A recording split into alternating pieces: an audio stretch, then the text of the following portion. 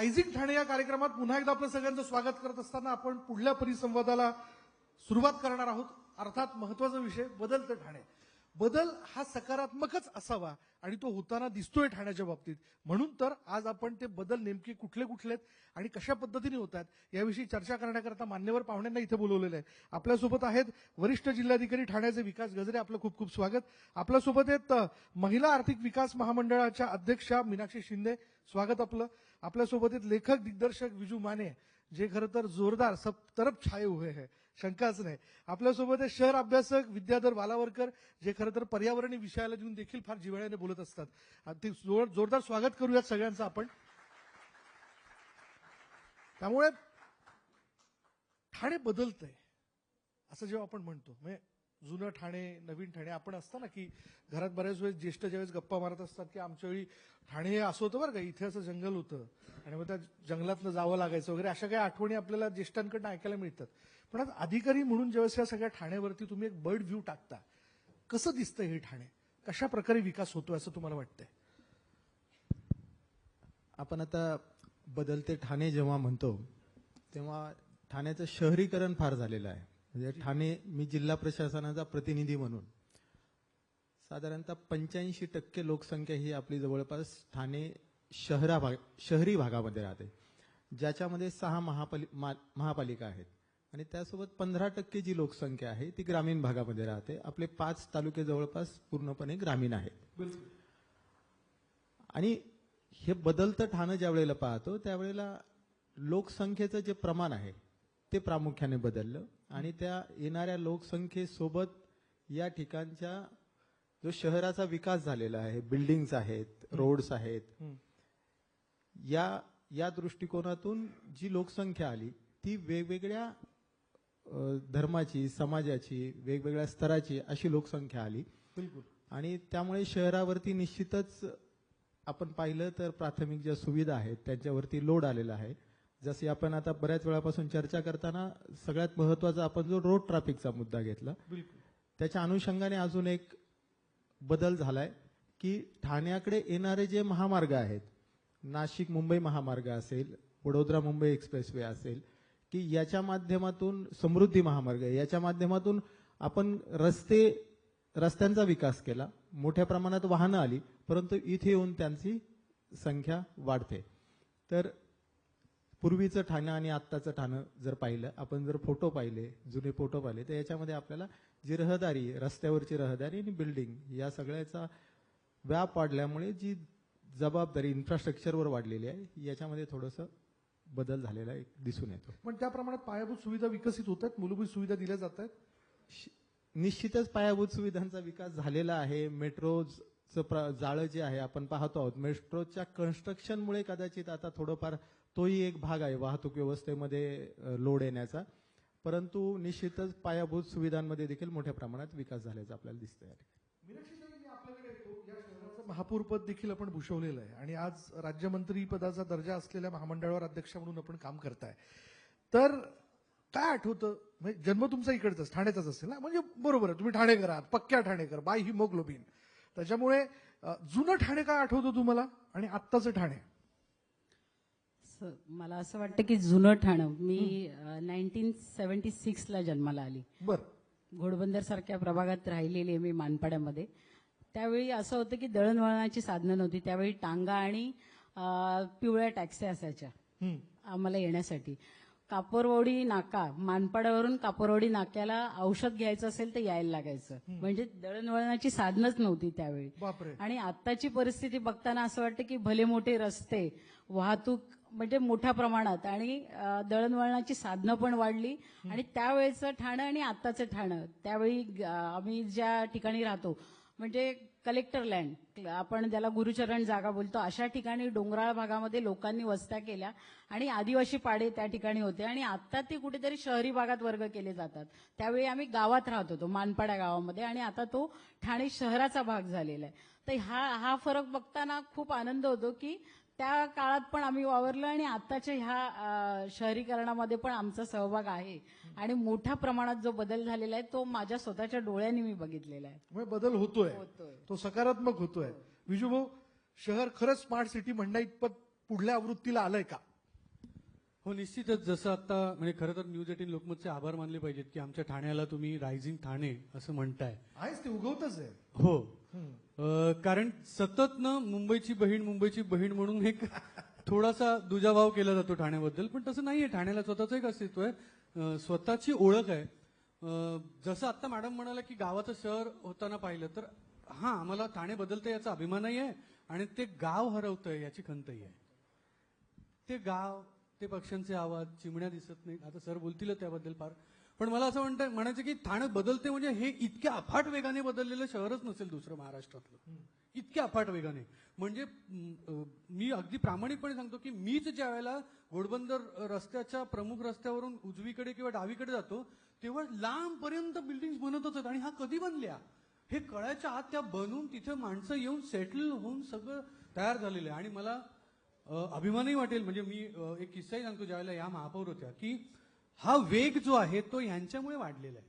म्हणजे एकदा असं झालं होतं, खरंच वाढलेलं आहे. म्हणजे त्यात काय त्या समोर आहेत म्हणून कौतुक करतो ना, मी माझा अनुभव सांगतो की एक गोष्ट जी व्हायला, आम्ही आता कलाकार आहोत त्यामुळे आम्ही कलाकारांच्या गोष्टी सांगू शकतो. काशीनाथ घाणेकर थिएटरमध्ये काही गोष्टी होत नव्हत्या आणि त्याला खूप वेळ लागत होता. आम्ही यांना जाऊन सांगितलं यांनी काय करावं, कोण कोण आहेत कॉन्ट्रॅक्टर बोलवा, कॉन्ट्रॅक्टर या, कोण अधिकारी आहेत ते या, अजून कोण अधिकारी आहेत सगळ्यांना बोलवा. सगळ्यांना समोर बोलवलं आणि यांनी जी खरडपट्टी काढली आहे मला अजूनही लक्षात आहे की हे काम एवढा वेळ का लागतोय. आणि ह्यांनी जर आमच्यापर्यंत कंप्लेंट घेऊन येण्या इतपत तुम्ही वेळ लावताय याचा अर्थ तुम्ही खरंच वेळ लावताय. ते ताबडतोब झालं पाहिजे. आणि त्यांनी सांगितलं पुढच्या 8 दिवसात काम झालं.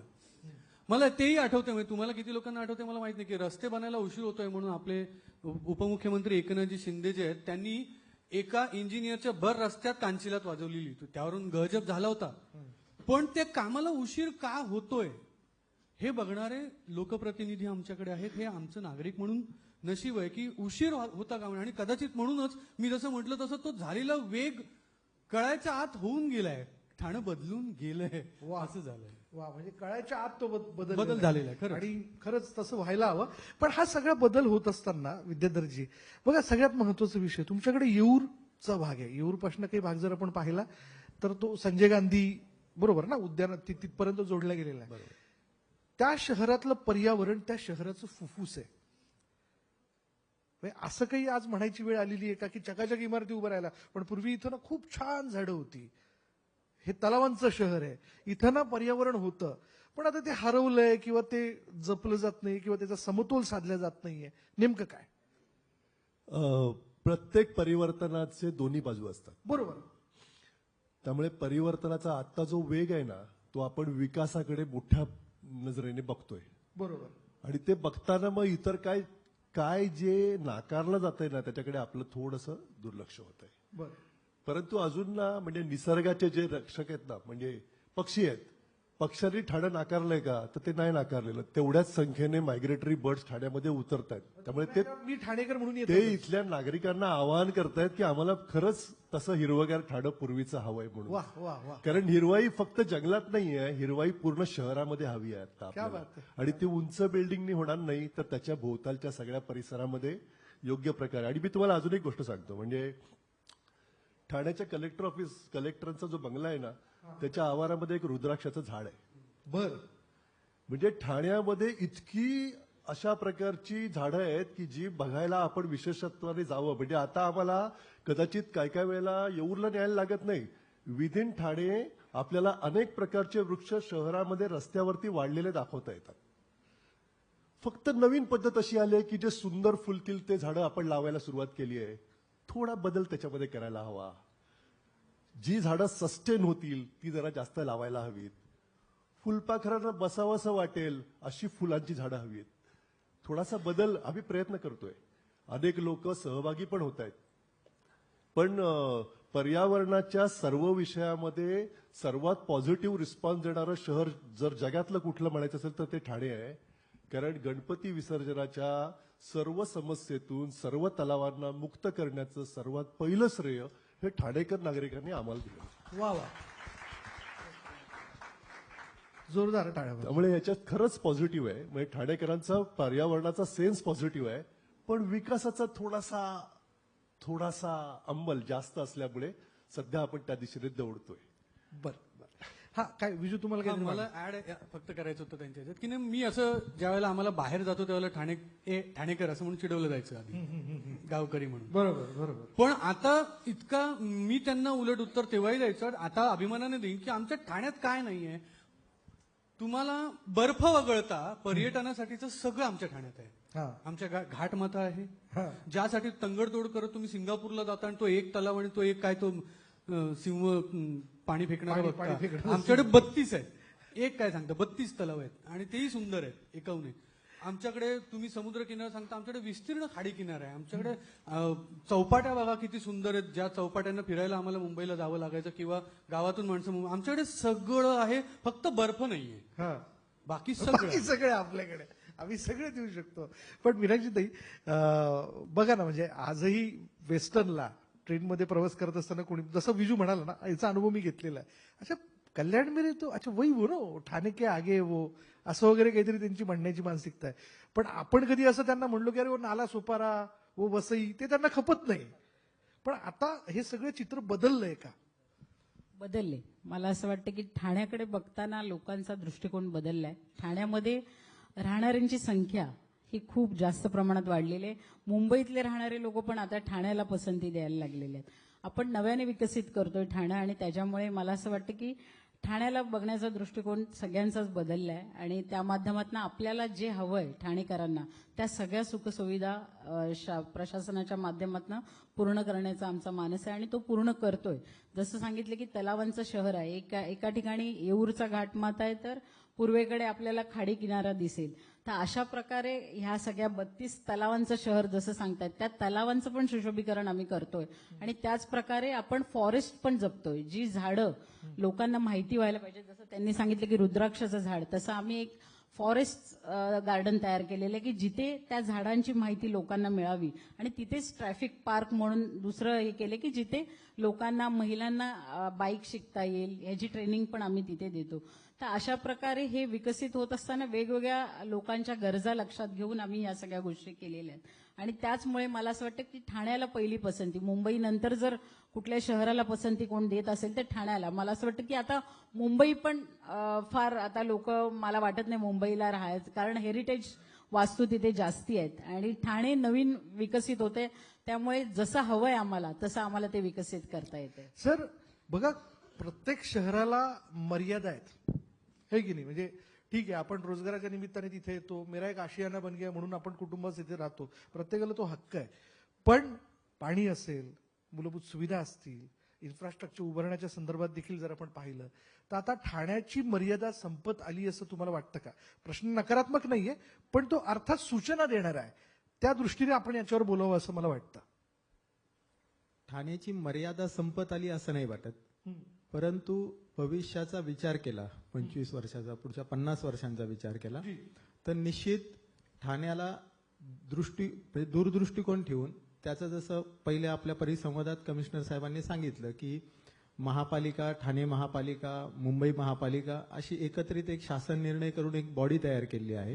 म्हणजे जी डेव्हलपमेंट होईल ती इंटिग्रेटेड होईल आणि त्या इंटिग्रेटेड डेव्हलपमेंटमुळे जे काही रिसोर्सेस आहेत त्या रिसोर्सेसचा वापर व्यवस्थित होईल आणि आपल्याला जास्त लोकसंख्येला मोठ्या प्रमाणात या ठिकाणी केटर करता येईल. कारण हा विकास एकदा सुरू झालेला आहे, हा आपल्याला आता थांबवता येणार नाही. बरोबर, तो आणि थांबवू शहराकडे थांबवूही शकत नाही. शहराकडे रोजगार उपलब्ध आहे, इथे रोजगाराच्या संधी आहेत, त्याच्यामुळे भविष्यात देखील खूप मोठ्या प्रमाणात इथे लोकसंख्येचं ट्रान्समिशन होणार आहे, येणार आहे. म्हणून मर्यादा संपलेल्या नाहीत, फक्त नियोजित प्रमाणात विकासाची सुविधा- आवश्यकता आहे. नैसर्गिक स्रोत त्या प्रमाणात आहेत. नैसर्गिक स्रोत आहेत, त्याचं फक्त आपण एक जाणीवपूर्वक त्याचं नियोजन करावं लागेल. बरोबर. त्यातून ह्या सगळ्या समस्या पुढे सुटतील आणि निश्चितच ठाण्याचे लोकप्रतिनिधी असतील, प्रशासन असेल आणि शासनाचा दृष्टिकोन हा या बदलांना पूरक आहे आणि या सगळ्याचा विचार करून आपलं पुढचं नियोजन चालू आहे. त्याच्यामुळे मला वाटतं या मर्यादा निश्चित संपणार नाहीत. मर्यादा आहेत, हा. परंतु आपल्याला त्या मग तुमची तारीवरची कसरत आहे. कसरत हा, सरकारी अधिकारी एवढं स्पष्ट बोलता येत नाही तुम्हाला, ही अडचण आहे तुमची. पण हा, विद्याधर आपण याच्यावरती मला असं वाटतं मोकळेपणाने बोलू शकता. ठीक आहे, आपण पॉझिटिव्ह बाजू तर मांडतोय या सगळ्याच्यात. विकास संतुलित आहे की असंतुलित? संतुलन आणि असंतुलन हा रिलेटिव्ह आहे खरं म्हणजे. म्हणजे जर एखाद्या अधिकारी व्यक्तीने ते सगळं संतुलित आहे असं मांडायचा प्रयत्न केला तर सांख्यिकी भाषेमध्ये ते पटवून सुद्धा देता येतं. बरोबर, डेटा आहे. सर्वसामान्य माणूस जो इथे राहतो त्याला जर पूर्वी ज्या रस्त्यावरनं सरळ चालत जायला त्याला 10 मिनिटं लागत होती आणि त्याच रस्त्यावरनं जायला त्याला 1.5 तास लागायला लागला तर त्याने गंभीरपणे विचार करण्याची आवश्यकता आहे. बिलकुल. म्हणजे वाहतुकीची समस्या गंभीर आहे की नाही तर अति गंभीर आहे खरं म्हणजे, पण आपण ती मान्य नाही करत आहोत. आपण म्हणतोय की वाहतुकीची समस्या गंभीर आहे त्यामुळेच इथल्या एअर पोल्युशनची समस्या त्यापेक्षा जास्त गंभीर आहे. त्यामुळेच मगाशी जो हॉर्नचा विषय आला हा त्याच्याचमुळे जास्त गंभीर झालाय. बिलकुल. मला असं वाटतं की साधी गोष्ट आहे की एखादं वाहन मी विकत घ्यायचं असतं त्यावेळेला सिंगापूरमध्ये जर मला सरकारची परवानगी घ्यायला लागते तर इथे का घ्यावी लागत नाही. बर. ती जागा ते वाहन मी कुठे पार्क करणार हे सुद्धा विचारलं जात नाही. त्यामुळे रस्ते ज्या दिवशी मोठे होतात त्या दिवशी रस्त्याच्या दोन्ही बाजूने मोठ्या झालेल्या रस्त्यावरती जर वाहनं पार्किंग होणार असतील, नवीन बांधणाऱ्या इव्हन सरकारी इमारतींच्या खाली सुद्धा त्या ऑफिसमध्ये येणाऱ्या वाहनं त्यांची वाहनं उभी करायची जागा जर नसेल तर मला सांगा मग प्रगती आणि विकास आणि संकल्पना आणि भविष्यातील योजना ह्या कशा काय अकोमोडेट होतील आपल्याला. म्हणजे एखादा पक्षी आहे ना तो सुद्धा पाऊस केव्हा येणार आहे बघून आपलं घर बांधतो आणि ते घरटं पण तेवढ्या 2 पक्ष्यांना नीटपणे बसता यावं एवढंच असतं. तो बाकी काही गोष्टी करत नाही. पण आपला मानव ज्यावेळेला जातो त्यावेळेला तो हळूहळू एक बेडरूमच्या ऐवजी 2 बेडरूम, 2च्या ऐवजी 3 बेडरूम, मग हळूच त्याला खाली 2 पार्किंगला हे लॉट आणि हळूहळू इतकं वाढत जातोय पसारा की मला 7 मजली बिल्डिंग जिथे होती तिथे 75 मजली टॉवर उभे राहत आहेत. ही थोडीशी गंभीर समस्या आहे.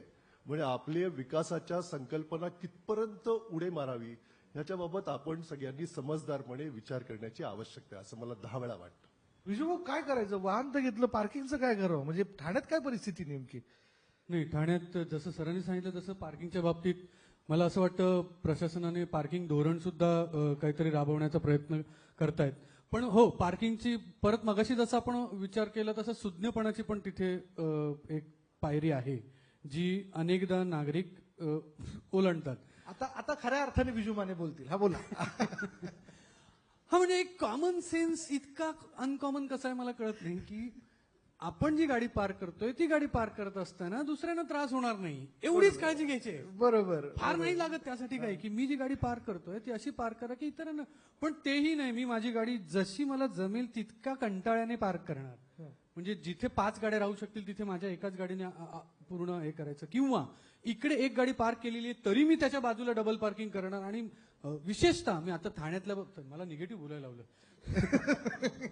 पण ते मजेशीर पद्धतीने येते. पण त्या सूचना आहे. ठाण्यात एक अत्यंत मोठी शाळा आहे ना.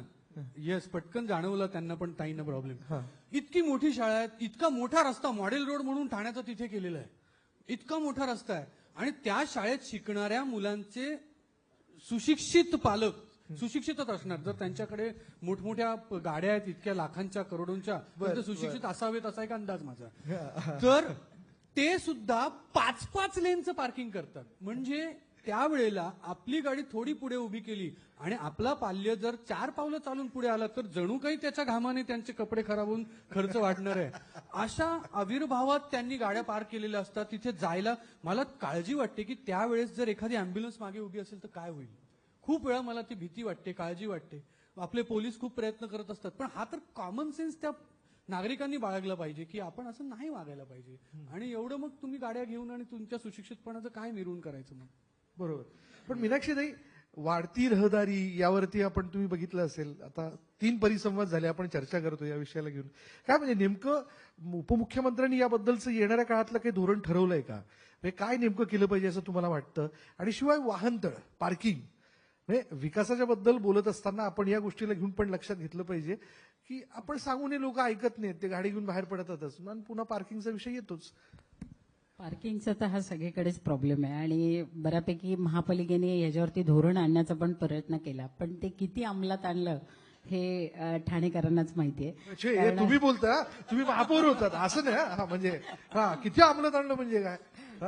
कारण मला असं वाटतं की आपण ज्युपिटर हॉस्पिटलच्या बाजूला पण आपण पार्किंग प्लाझा करतोय आणि तसंच प्रोव्हिजन आपण स्टेशनच्या बाजूला करायचं चाललं होतं आपलं, पण अजूनपर्यंत जागेचा अभाव आणि बऱ्यापैकी जी जुनी रस्ते आहेत ते अजून रुंद झालेले नाही. शहरी भागात बऱ्याच ठिकाणी आपण रस्ता रुंदीकरण वगैरे केलेलं आहे, पण ज्या ठिकाणी खरंच गरज आहे, नवी मुंबईला आम्ही बघितले की स्टेशनच्या बाहेर त्यांना पार्किंगसाठी जागा ठेवलेली आहे, तशी ठाणे शहरामध्ये नाहीये. आता नवीन स्टेशन झाल्यानंतर कदाचित तशा प्रकारची सोय आपण करू, पण लोकांना प्रत्येक वेळी त्याच गोष्टी सांगणं, मला असं वाटतं जेवढी प्रशासनाची जबाबदारी आहे तेवढी आपली नागरिक म्हणून स्वतःची पण आहे, पण तेवढी काळजी लोक घेत नाहीये. प्रत्येक जण आरेरावीने त्या गाड्या लावतात आणि मग विचारायला गेल्यानंतर एकच उत्तर असतं की जागा कोणाची आहे म्हणून. मग त्याच्यावरती बापाचा आईचा सगळ्यांचा उद्धार होतो आणि त्याच्यामुळे मला असं वाटतं की कोणच या गोष्टीत जास्ती रस घेत नाहीत. बरं पण ताई, या सगळ्याच्यात आणखीन एक ठाण्याचा जिव्हाळ्याचा प्रश्न, ठाणेकरांचा क्लस्टर काय झालंय? क्लस्टरचं कुठपर्यंत आलंय हे सगळं? मला असं वाटतं की क्लस्टरचा आपण पहिला शुभारंभ किसन नगर पासूनच केलेला आहे आणि बऱ्यापैकी शहरीकरण होत असताना जशी मी सांगितलं की मानपाडा एक गाव होतं आणि आता ते शहरात त्याचं रूपांतर झालेलं आहे आणि तिथे असणाऱ्या झोपडपट्ट्या, आम्ही स्वतः ज्या ठिकाणी राहतो, आम्ही बंगलो बोलतो स्वतःच्या घराला, पण मराठी तिथे मला असं वाटतं महापालिका उल्लेख करताना झोपडपट्टी असा उल्लेख करते. 1+1 घरं असतात, फॅमिली वाढली का अजून त्याचं 3रा माळ्यापर्यंत आम्ही जातो आणि त्याच्यामुळे आमच्या घराला रो हाऊसचं फिलिंग आमचं असतं, पण महापालिकेमध्ये ती झोपडपट्टी असते. आणि त्याच्यामुळे कलेक्टर लँड जिथे जिथे आहेत तिथे तिथे आपण क्लस्टर डेव्हलपमेंट करायचं आणि लोकांना चांगल्या सोयी सुविधा द्यायचा असा मानस साहेबांचा होता की चांगली राहणीमान उंचावा सगळ्यांचं. ह्या उद्देशानं मला असं वाटतं की उपमुख्यमंत्र्यांनी हे धोरण स्वीकारले आणि मानपाड्यामध्ये मनोरमा नगर असेल, आझाद नगर असेल, हे देखील आता क्लस्टरमध्ये त्याचा समावेश होतो. जेवढ्या झोपडपट्टी प्रभाग आहेत त्यांचा क्लस्टरमध्ये समावेश होतोय, कारण सगळीकडे सर्वे चालू झालेले आहेत आणि येत्या 10-12 वर्षामध्ये मला असं वाटतं संपूर्णपणे ही जी गावं आहेत, जी झोपडपट्ट्या आहेत, तिथे तुम्हाला उंच इमारती दिसतील, कारण 40 ते 52 असे म्हणजे माळ्याची बिल्डिंग्स तिथे तयार होत आहेत. कारण ठीक आहे सगळीकडे पूर्वी 30-32 हे शेवटचा आकडा असायचा, जसं आता त्यांना सांगितलं की 75 माळे होतील एवढी स्ट्रक्चर वाढतायत, आमच्याकडे चालू आहेत ती कामं. नौपाड्यामध्ये पण आता काहीतरी 75 माळ्याची बिल्डिंग चालू आहे. हा, आणि माझ्या मानपाड्यामध्येच रुनवालचं प्रोजेक्ट चालू आहे, तिथे 52 माळ्याचे टॉवर चालू आहेत. तर अशा प्रकारे उंच इमारती आता सगळीकडे होतील. साहेबांचा मानस एवढाच होता की एखादा माणूस गरीब आहे, त्याने स्वतःचं फॅमिली वाढल्यानंतर त्याने 1+1 केले का, तर फॅमिलीला त्याच्यात ऍडजस्ट होता येईल. तर क्लस्टरमध्ये एक बेनिफिट आपल्याला ते देत आहेत की 1+1 ज्यांचं आहे त्यांना 2 फ्लॅट मिळणार आहेत. तर त्याच्यामुळे मला असं वाटतं की आमच्यासारखी लोक जी झोपडपट्टीमध्ये राहत आहेत, ज्यांचं कधी स्वप्न होते की आम्ही पण चांगल्या इमारतीमध्ये राहावं, पण आताचे रेट्स ऐकल्यानंतर जिथे 1 BHK किंवा 2 BHK घ्यायचं झालं तर 1.5 कोटीपर्यंत आरामात जातो. तर तेवढी तर काय मला असं वाटतं झोपडपट्टी धारकांची मानसिकता नाही आणि तेवढे पैसे पण नाही. पण साहेबांच्या माध्यमातून जर हे क्लस्टर होतंय तर खऱ्या अर्थाने मला असं वाटतं की तिथे जे 40 माळ्याचे टॉवर होत आहेत तर ते 1.5 कोटीच्याच घरात असतील, पण ते आम्हाला फ्री भेटतील ज्यावेळी डेव्हलप होईल त्यावेळी. तर हे साहेबांचं स्वप्न आहे आणि खऱ्या अर्थाने मला असं वाटतं की 7-8 वर्षामध्ये संपूर्ण ठाण्यातलं झोपडपट्टी मुक्त शहर असं हे होईल. गजरे सर, मी अडचणीत आणणारा प्रश्न अजिबात विचारला नाही तुम्हाला, पण यात तुम्हाला काय ऍड करावं असं वाटेल क्लस्टरच्या मुद्द्याला घेऊन? क्लस्टर बद्दल खरोखर माझा विषय नाही येतो, त्यामुळे मला त्याच्यातली काही माहिती नाही. परंतु सरांनी जो ट्रॅफिकचा विषय सांगितला आणि वाहनांचा विषय सांगितला, त्याच्यात एक नागरिक म्हणून वैयक्तिक मी जे काही गोष्टी पाहिल्या, तर कमीत कमी प्रमाणात आपल्याला वाहनाचा वापर करता येतो. म्हणजे ज्या ठिकाणी आपण चालत जाऊ शकतो त्या ठिकाणी चालत जाणे असेल तर, किंवा वाहनाची खरोखर आवश्यकता नसेल तर आपल्याला सार्वजनिक व्यवस्थेचा वापर करता येतो, ट्रेनचा वापर करता येतो, कार पुलिंगची फॅसिलिटी आपल्याला वापरता येते. अशा वेगवेगळ्या पद्धतीने आपण जर विचार केला आणि नागरिक म्हणून सर्वांनी जर या समस्येला खरोखर प्रायोरिटी दिली तर निश्चित ट्रॅफिकची समस्या सुटेल. त्यानंतर घरात खरोखर 2-2 वाहनांची आवश्यकता आहे का, एकाच वाहनावर भागत असेल तर तिथे थांबवावं. सरकारने कुठला तरी नियम करावा, वाहनांचं रेशनिंग करावं, पार्किंगसाठी व्यवस्था तपासावी आणि मग त्याच्यातून काही राजकीय अडचणी असतात. अशा प्रकारचे निर्णय घेताना खूप विचार करावा लागतो. आज औद्योगिक विकास होत आहे, वाहनांचं प्रोडक्शनही होत आहे, त्याच्यातूनही रोजगार निर्मिती होत आहे. त्यामुळे संतुलित जर विकास ठेवायचा असेल तर जबाबदारी म्हणून सर्वांनी जर ती स्वीकारली, आपण ज्यावेळेला मी अधिकारी आहे त्यावेळेला एक नागरिक म्हणून पण आहे, तर अशा पद्धतीने थोडासा विचार करून वाहनांचा वापर केला तर निश्चित समस्या सुटेल. अखेर नागरिक म्हणून ते व्यक्त झाले बुवा. मला या गोष्टीचं समाधान आहे. विद्याधर, आपल्याला मला विचारायचंय, माझं शहर स्वच्छ शहर, सुंदर शहर असं म्हणत असताना स्वच्छ हवेचं शहर, तर तशी काही परिस्थिती आहे का? स्वच्छ शहर म्हणून मी आधी 1 मिनिटं बोलतो की खरं म्हणजे सगळ्यात मोठी जबाबदारी नागरिकांनी उचलली आहे आता बर या क्षणाला. बर सगळ्यात मोठी जबाबदारी आहे ती नागरिकांनी उचलली आहे. कारण कुठल्याही तुम्हाला इतर शहरामध्ये इतक्या संघटना आणि एनजीओ केवळ कचरा या विषयावरती काम करताना दिसत नाहीत, तितक्या ठाण्यामध्ये दिसत आहेत. बर आणि घराघरापर्यंत तुम्ही कुठल्याही घरात ठाण्याच्या आता जाऊन विचारा, कुठल्याही घरात जा आणि विचारा की तुम्हाला segregation of waste, dry waste आणि वेट वेस्ट माहिती आहे की नाही, तर तुम्हाला हो असं उत्तर येईल. याचं सगळं क्रेडिट आहे ना ते या एनजीओनी आतापर्यंत केलेल्या सगळ्या प्रकारच्या प्रचाराला जातं. हे व्यवहारात का येत नाहीये याच्याबद्दल सर्व संचालन करणाऱ्या लोकांनी विचार करण्याची आवश्यकता आहे. करायला तयार आहे, परंतु ते पुढे इम्प्लिमेंट का होत नाहीये ह्याच्याबद्दल आपण नक्की विचार केला पाहिजे असं मला वाटतं. वायू प्रदूषणाच्या बाबतीत आपण सगळ्यांनी अत्यंत गंभीरपणे विचार करण्याची आवश्यकता आहे. कारण अत्यंत अदृश्य स्वरूपामध्ये एक अतिभयानक स्वरूपाची साथ आपल्या सगळ्यांच्या हृदयातनं फुफ्फुसामध्ये प्रवेश करते बापरे. आणि ती आपल्याला कळत पण नाहीये.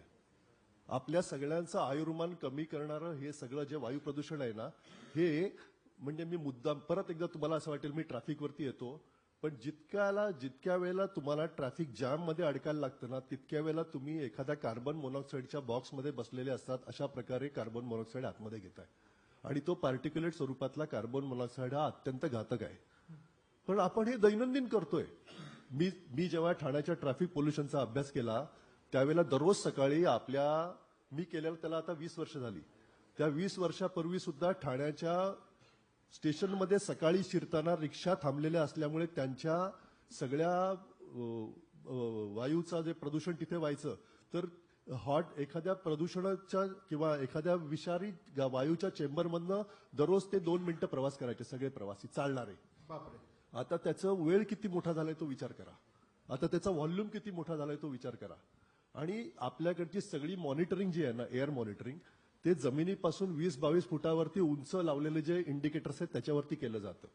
आणि त्यामुळे जमिनीवरचा काय अवस्था असेल याचा आपण विचार करत नाही. त्याला अनेक कारणं आहेत. म्हणून या सगळ्या नॉर्म्स आहेत आणि त्याप्रमाणे ते सायंटिफिकली होते हे सुद्धा मला मान्य आहे.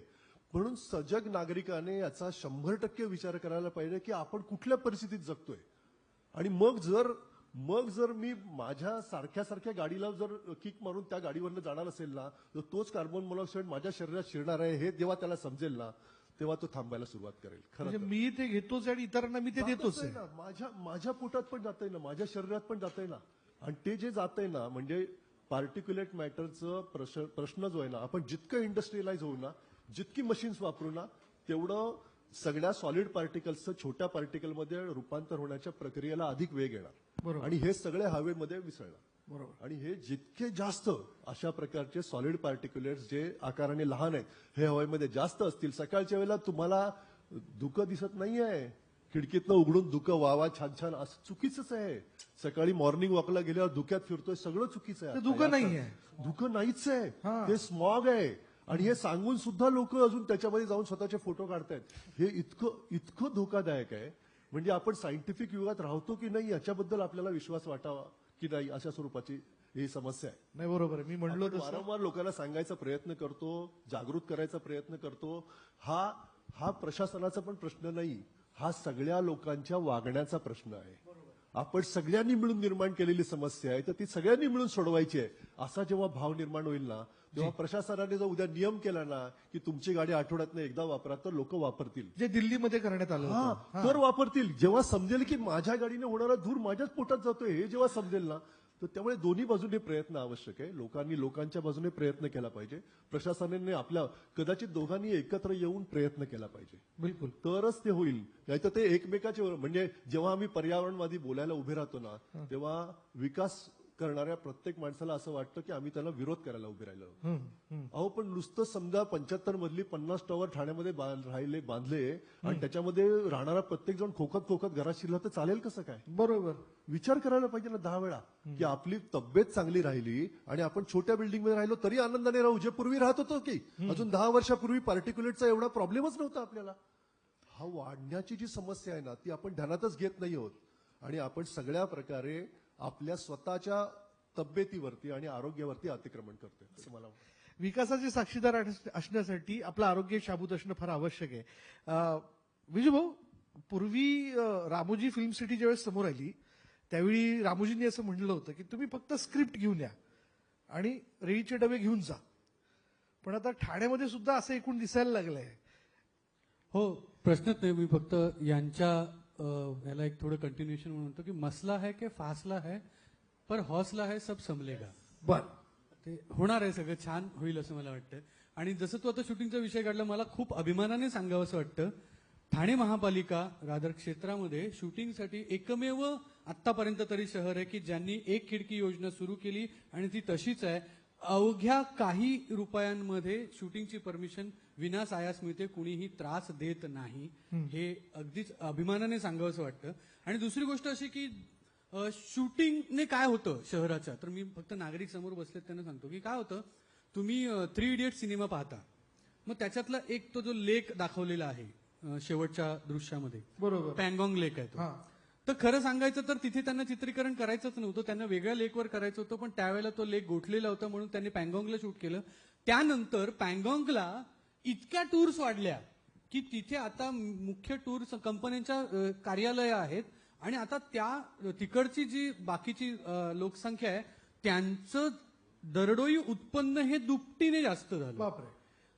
तर लक्षात घ्या शूटिंग काय करू शकतं आपल्या स्थानिक लोकांच्या एकूणच. तर चित्रीकरण इथे ज्यावेळेला आम्ही गेले 20-25 वर्ष इथे चित्रीकरण करतोय, पण काही ज्यावेळेला फेमस सिनेमे आले म्हणजे टाइमपास सारखा सिनेमा इथे आला, उपवनचा तलाव तर जवळपास प्रत्येक सिनेमामध्ये मराठी मॅन्डेटरी असल्यासारखा दिसत असतो. तर हे सगळं जे किंवा ठाण्यातले इतके अप्रतिम रस्ते आहेत, मालिका चित्रीकरणात तुम्ही जेवढ्या मालिकांमध्ये जे रस्ते बघता ते सगळे आपल्या ठाण्यातले आहेत. त्यामुळे हे सगळं मी नेहमी म्हणतो की ना ठाण्याला आता काय गरज आहे एक वेगळ्या गोष्टीची, ती म्हणजे ब्रँडिंगची. ठाणे बदलत आहे, बरोबर. तर हे ब्रँडिंग व्हायला पाहिजे. जसं आज तुम्ही न्यूज 18 लोकमतने इथे हा कार्यक्रम केला, ब्रँडिंग का व्हायला पाहिजे की बघा लेखकांनी त्यावेळेला पुण्यातल्या सारसबागेचं एक ब्रँडिंग केलंय की आमच्या सारसबागेचं असं खूप अनेक साहित्यांमध्ये. हो, पण आपल्याकडे 25 एकर एवढं बाग आहे ठाण्यात, त्याचा कुठे उल्लेखच होताना दिसत नाही मला. 25 एकर कुठे असतं एवढं मोठं गार्डन, आणि इतक्या खूप मोठमोठ्या गोष्टी आहेत. तर त्याचं ब्रँड, मी जसं मगाशी म्हटलं तसं इतके तलाव आहेत. मग आपल्या ठाण्यामध्ये पर्यटन दृष्ट्या काय कमी आहे तुम्हाला? पर्यटक का जातात घाटमाथ्याला, पर्यटक का जातात चौपाटीला, पर्यटक काय गरजच नाही हो. सगळं जर छान एक टूर केलं, हेरिटेज ठाण्याचं हेरिटेज वॉक, आमचा मित्र एक मकरंद जोशी तो ठाण्यातला हेरिटेज वॉक घेतो. इतक्या हेरिटेज साईट्स आहेत ठाण्यामध्ये, जुन्या ठाण्याच्या जुन्या सगळ्या गोष्टी. तर ती मंदिर आहेत आमच्याकडे शेकडो वर्ष जुनी. तर या सगळ्यांचा विचार करता ठाण्याचं एक असं ब्रँडिंग केलं पाहिजे की जसं मुंबई, जसं पुणे, तसं ठाणे, तसं एक ठाण्याचं वेगळं ब्रँडिंग येत्या काळात. म्हणजे प्रशासनही आहे इथे आणि प्रतिनिधी सुद्धा आहेत. त्यामुळे मला असं वाटतं की आपण आता, आणि जसं मगाशी संतोषने चांगला मुद्दा काढला की तो हॉर्नला जसे पैसे आहेत, तसं जसं मगाशी गद्रे साहेब तुम्ही म्हणालात की एका घरात 2 पेक्षा जास्त, तर तिकीट जर देत नाही ना तुम्ही 2 अपत्यांच्या वर निवडणुकीचं, तर मग 2 गाड्यांच्या वर तुम्हाला त्या गाडी परमिटच नाही, तिसऱ्या गाडीला परमिशन होत नाही, किंवा त्या गाडी एवढे पैसे भरा. मग पण ऐकतील का लोक? ऐकतील लोक? आता राजकारणात ऐकलं, ह्याच्या पलीकडे काय ऐकायला पाहिजे? राजकारणात लोक ऐकतात ना. आता तिसरं अपत्य असेल तर नाही मला तिकीट, मी आपलं समर्थक बनतो. होतच काय. बरोबर. नियम तर घातले केलं तर पाहिजे. होईल. केलं तर होईल. बस ब्रँडिंगचा मुद्दा यांनी मांडला, महत्वाचा विषय. रायझिंग ठाण्याचं म्हणत असताना काही गोष्टींचं ब्रँडिंग, हे बघा शेवटी आपल्याला ते जाहिरातीच्या माध्यमातून दाखवावं लागतं, विकावं लागतं. ते केल्याशिवाय वेगवेगळ्या अंगाने तुमच्याकडचा रोजगार वाढू शकत नाही. बरोबर ना मीनाक्षी? काय विचार करता आपण? मला असं वाटतं की साहेबांचं पण स्वप्न आहे की ठाणे हे पर्यटन स्थळ म्हणून आपण पाहिलं पाहिजे त्याच्याकडे. आणि ह्या येणाऱ्या भविष्यामध्ये ह्या सगळ्या गोष्टीचं जसं ब्रँडिंग हे बोलतायत तशाच प्रकारे आपण करणार आहोत.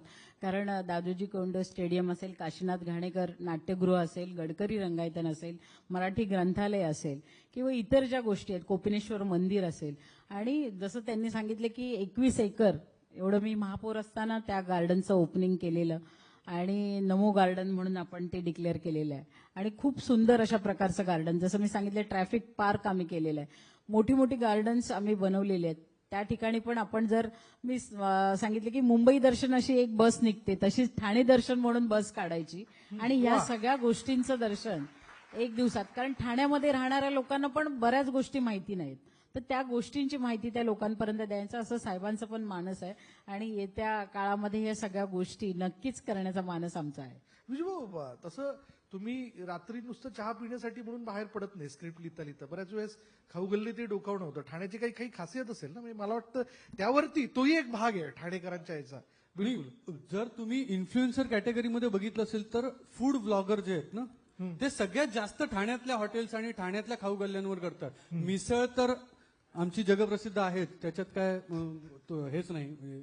राजसाहेबांनी तर त्याच्यावर कुठपर्यंत जाऊन चर्चा केलेली आहे. पण इतरही अनेक आमच्या पाचपाखडीची जी खाऊ गल्ली आहे, आमच्या ठिकठिकाणच्या पाणीपुऱ्या, आमचे वडापाव, म्हणजे अनेकदा असं सोशल मीडियावर लिस्ट येते ना की टॉप 10 वडापाव, तर ते बाकीच्या वडापावची ज्यावेळेला म्हणजे ठाण्यातलेही असतात, त्याच्यात गजानन वडापाव असतो, पण राजमाता आहे, कुंजविहार आहे, आमचा बबनचा वडापाव आहे.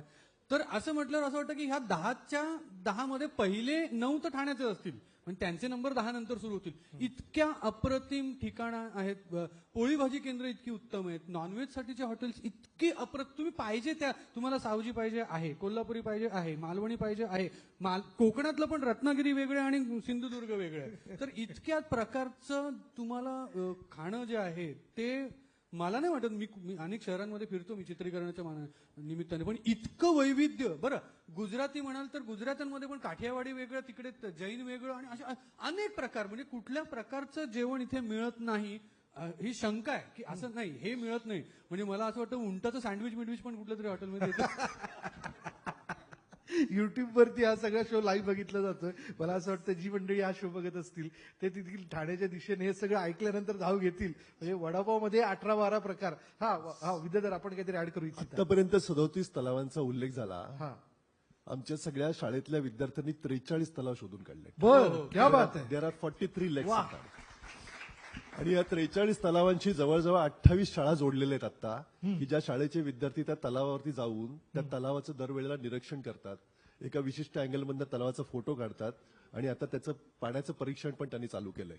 म्हणजे जसं सुशोभीकरण चालू आहे ना, तसं त्या तलावातल्या पाण्याचं चांगल्या प्रकारे सुरक्षा करणं आवश्यक आहे. तर तशा स्वरूपाचा प्रयोग आम्ही मुलांच्या सहकार्याने माझा तलाव नावाने, म्हणजे याच सभागृहामध्ये गेल्या महिन्यामध्ये ती कॉन्फरन्स झालेली माझा तलाव म्हणून, आणि त्याच्यामध्ये जवळजवळ 250 विद्यार्थी उपस्थित होते, आणि त्या सगळ्या मुलांनी अशा प्रकारच्या तलावांचं कॉन्झर्वेशन करण्याचा वसा उचललेला आहे. म्हणजे जसं आम्ही तलावांसाठी गणपती विसर्जनामध्ये बदल केला, जसं वेस्ट मॅनेजमेंटमध्ये आम्ही इतरांच्या 4 पावलं पुढे आहोत, तसं आता तलावांच्या आणि खाडीच्या रक्षणासाठी तलावांचा माझा तलाव नावाची मोहीम आणि खाडीचं माझी स्वच्छ खाडी किंवा स्वच्छ खाडी अभियान अशा नावाने 25वी कॉन्फरन्स मुंबईमध्ये 2 फेब्रुवारी 1 फेब्रुवारीला मुंबई विद्यापीठाच्या आवारात झाली. क्या बात, आणि ज्याच्यामध्ये सगळ्या ठाण्याच्या सगळ्या लोकांचा सहभाग त्याच्यामध्ये होता.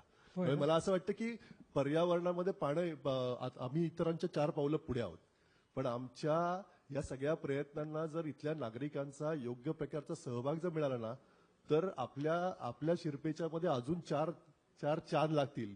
कारण आपण अतिशय वेगळे आहोत इतरांपेक्षा. म्हणजे आपण प्रगती पण करतोय, परंतु पर्यावरणाचं पण रक्षण करतोय. अशा स्वरूपाचा अभिमान आपल्या सगळ्यांना वाटतो. वा, जोरदार टाळ्या मंडळी. हा, म्हणजे मला अभिमान असा त्यांच्याच मुद्द्याला ऍड करायचा की ठाण्यात मध्यंतरी नौपाडा भागात एक अशी घटना घडली की एक व्यक्ती आपल्या दुकानासमोरचं झाड मरावं म्हणून काहीतरी करत होता, पण तो करत असतानाच ते चित्रित केलं गेलं आणि अख्ख्या ठाण्यातल्या सगळ्या मोबाईल्सवर होतं की ह्या माणसाला पकडा, हा बघा काय करतोय. म्हणजे तुम्ही विचार करा की किती सजग आहे हा माणूस, की ठाण्यातलं एकही झाड त्याला काही होतं का म्हणे, आणि अवघ्या काही तासात समोर आलं. म्हणजे काही तासात समोर आलं आणि ते झाड लगेच वाचवलं गेलं. तर इतकी जागरूक माणसं आहेत ठाण्यात. सबकी सब पर नजर आहे.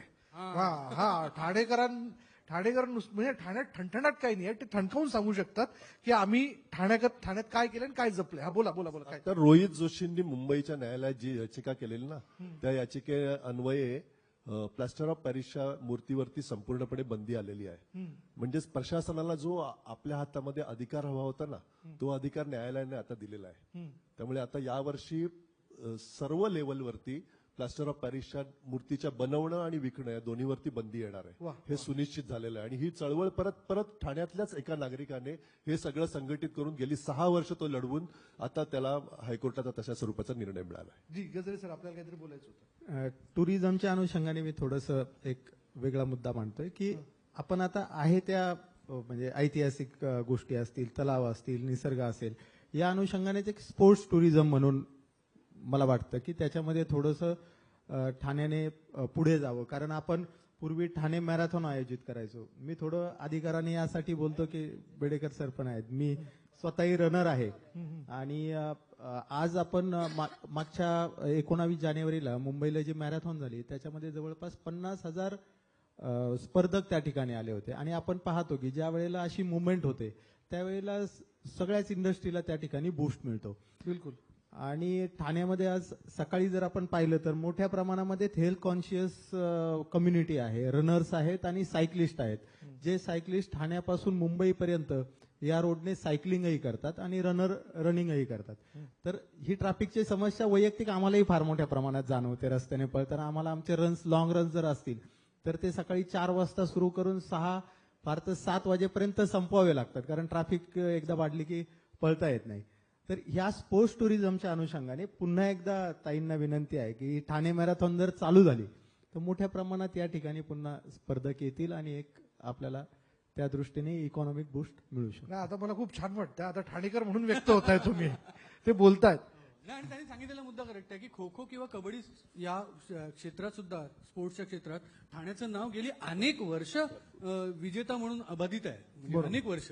नॅशनल पण खूप लोक ठाण्यातून, बॅडमिंटनच्या बाबतीत आपण पुढे आहोत. त्यामुळे स्पोर्ट्स टुरिझमचा विचार केला गेला पाहिजे. हा शेवट. डॉक्टर बेडेकर इथे बसलेले आहेत, जे इंटरनॅशनल मॅरेथॉन मध्ये ठाणेकरांचा सहभाग नेहमी नोंदवतात, बाहेरच्या देशात जाऊन नोंदवतात. त्यामुळे आपल्याला तशा लोकांची पण भरपूर इथे सहकार्य मिळू शकतं अशा मॅरेथॉनच्या आयोजनामध्ये. बिलकुल जोरदार टाळून जाऊ देत मंडळी, या चारही आपल्या गेस्ट करता. जे एकच फक्त शेवटचं की यावेळेला आपण रायझिंग ठाण्यासाठी भेटलो, पुढच्या वेळेला रायझन ठाण्यासाठी भेटूया. वा वा वा वा, क्या बात आहे, क्या बात आहे. फार सुंदर सूचना. आणि चर्चेची पुढली आवृत्ती असेल ती बिलकुल वेगळे मुद्दे असतील आणि तोपर्यंत विकासाच्या एका वेगळ्या वर्तुळात आपण पोहोचलेलो असू. फार वेगवेगळ्या मुद्द्यांना घेऊन आपण चर्चा केली. आपल्या सगळ्यांचे धन्यवाद. आणि ही चर्चा केवळ चर्चेपुरता न राहता प्रत्यक्ष अंमलबजावणीत ती बघायला मिळेल, याबद्दलची जबाबदारी आपल्या सगळ्यांची, तुम्हा सगळ्यांची पण आहे. चला, जाता जाता एक आठवण मोमेंटो.